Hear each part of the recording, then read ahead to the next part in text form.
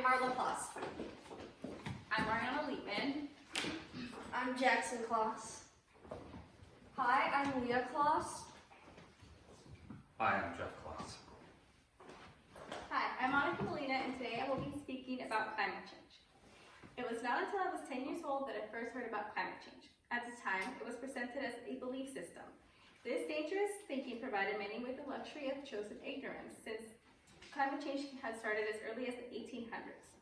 According to climate change scientist Robert Redford from Carbon Brief, the later part of the 19th century is described as the point when our own human activities started influencing climate change. It has been 17 years since I first learned about climate change, and yet people still argue about whether it's fact or speculation. However, it's becoming more difficult to simply ignore the mounting evidence all around us. We are in the middle of the sixth mass extinction, with 200 species going extinct every single day, a rate that is 1,000 to 10,000 times higher than normal. Temperatures and sea levels are rising, glaciers are melting, and water pollution is at an all-time high. These are the effects of our belief system. Today, I'm going to share with you how these problems are affecting our planet and also enhancing our own exposure to risk. Water is responsible for all life on Earth, which puts it at the center of our problems if something endangers its quality or quantity, and our oceans are being threatened. The Great Pacific Garbage Patch is a circular area of 1.6 million square kilometers of human debris riding the ocean currents. According to a paper cited by the U.S. National Oceanic and Atmospheric Administration, cleaning just 50% of it would take over 5 years. This means that humans are responsible for over 100,000 marine mammal deaths per year due to the Great Pacific Garbage Patch. But this is an inconvenient truth, as it seems our society is more concerned with keeping plastic than addressing its impact. Plastic is composed of major pollutants and is one of the leading causes of water, air, and land pollution. According to the National Geographic, by 2016, the year sales of bottled water in the United States had surpassed soft drinks. The world had awakened to the burgeoning crisis of plastic waste, providing further evidence to our pollution problem. The knowledge of water pollution is growing, but so is its severity.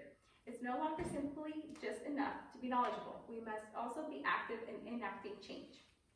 The exploitation of natural resources for economic growth continues to be detrimental to our future. Industries are powered by human greed. The end of plastic bottled water alone would put an end to an $18.5 billion production. As long as we allow corporations to place profit margins over responsibility, our world will lose. Short-sightedness and a quick profit are two of the main reasons we continue using non-renewable resources while increasing our emissions and burning fossil fuels. For the most part, people don't want to know the consequences of our everyday life or the dire changes needed to correct our most dangerous behavior. Our ignored responsibilities are being exposed when we see changes in our world that can no longer be brushed aside. We are seeing a continent on fire. We are seeing mass destruction of ecosystems such as the Amazon forest, which was cleared out for crops and resources. Indonesian forests are burned for the production of palm oil, a popular ingredient for drinks, foods, cosmetics, and even cleaning products. These are all continued abused resources that are vital to our survival: trees. Most forests in Indonesia are set to disappear within a few years, along with the animals that inhabit it. Unless immediate changes are made to provide sustainable logging worldwide, the face of our planet will forever be altered. Among the burning of forests, shrubs, and entire habitats, another main contributor to our climate crisis is the burning of fossil fuels. Fossil fuels burned are oil, coal, and gas, and provide us with electricity, transportation, and heating. Fossil fuels are non-renewable natural resources made of the decomposition of dead plants and animals that formed millions of years ago. This means that there is a limited amount and serious environmental consequences by using them. When burned, they release carbon dioxide along with other greenhouse gases that get trapped in our atmosphere and contribute to global warming. Our output of CO2 is so high that governments all around the world are trying to minimize emissions by setting restrictions on production. Countries all over the world have committed to reducing their greenhouse gas emissions as part of the 2015 Paris Agreement.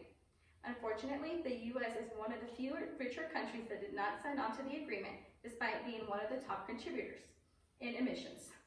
This graph shows what a normal rate of CO2 would be by the year 2100, and this is where we're headed if we don't make a change soon. We have the benefit of having all the facts and solutions in front of us, yet poor implementation and a lack of widespread change have ensured that America's emissions have not gone down. To wrap things up, our actions today as a society and as individual occupants of this planet will forever be seen by the direction climate change takes. As we grow ever closer to the point of no return, we must embrace policies that protect our world and embolden those who have the solutions in order to enact change. Is that it? I think Okay, good. Oh, thank God. 4 minutes, 59 seconds. I will. Thank you. Yeah, you were right. Are we done? Yes.